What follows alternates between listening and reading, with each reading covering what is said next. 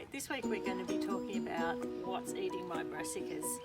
Most of us will have our winter veggies all sown in the garden and they'll be starting to grow. But most of the brassicas are really susceptible to the white cabbage butterfly. Now, the group of veggies that include the brassicas are your broccolis, cauliflowers, cabbage, radish, kale, things like that. But they're absolutely loved by the white cabbage butterfly and its little offspring, the green caterpillar. Now, the green caterpillar, if we can zoom in, I have found a juicy one on my radish plant. Now, they're really hard to find sometimes. We look for quite a while looking for this guy, but look at this little fellow. He is so full of my radish leaves and he's having a wild old time in here. Now, I thought I had most of these guys well and truly under control, but as you can see, this little fellow is fat as a goog. He's loving life. So how do we get rid of these things? Well, there's a few different ways. We could start off when we're planting all our veggies to put like an exclusion net over the top to stop the white butterfly laying their eggs. So what the butterflies do, they come along and they'll lay their eggs, normally on the underside of the leaf. When you turn over the leaf, you'll often see lots and lots of tiny, I haven't got any, which is a great sign, lots of little sort of light coloured eggs on the underside. Now that's where the larvae are starting to hatch and grow. Then they turn into these horrible green caterpillars. So if we can actually stop the butterfly landing on the leaves, that's a great start. The other things we can do once we do have an infestation of the eggs is to we can do a few things, even blast the plants with a jet of water, but you may damage the plants. There's a few sprays we can use. There's a certified organic spray called Dipel, which is a solution you could use. You can also use like a chili detergent.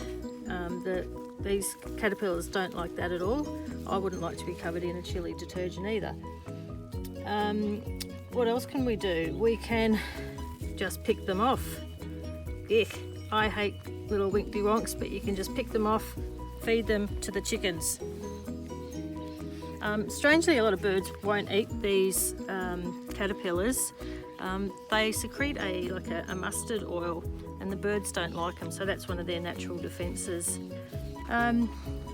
We can get our young children to go along and pick off all the caterpillars.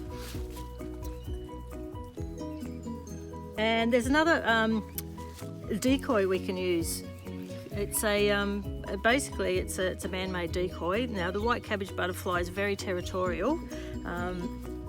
If it's flying along and it sees another white cabbage butterfly in the area, it thinks, oh, someone's already here, I'll clear off and go somewhere else. Now, I've made up a few of these little decoys, and I'll show you now quickly how to do them. So this is one of the white cabbage butterfly decoys that I made with the kids at the start of isolation. Super easy to do. They are effective. They're certainly not 100% effective, but you know, if you can stop one or two of these white cabbage butterflies landing, you've got to be winning somewhere. So I just found a template online of this butterfly, simply printed out like 30 on the page, got the kids to practice their scissor skills, and they cut out all these little butterflies. I'll put it through the laminator. I've, with a glue gun, glued it onto a little bit of wire and put it on a stick. So it's good if we can sort of replicate the action of a butterfly, so it wobbles around a little bit in the wind. So if you put that next to one of your brassicas, hopefully that white cabbage butterfly is going to fly along. See a white butterfly next to your broccoli or whatever? say, right, I'm not going to land here, I'm going to go off to the neighbours or somewhere else. So that's the theory behind it. Other people have used things like hanging up little bits of plastic bag, or even a bread tie, bread clip, just hanging off a stick. So something just to replicate the look of the white cabbage butterfly. So if we can use some of the combination of maybe exclusion nets, decoys, a blast of water, kids picking off caterpillars, so a combination of all these things, and you might save your winter brassicas and have a lovely crop in a few weeks, 8 to 10 weeks. Thank you, see you next week.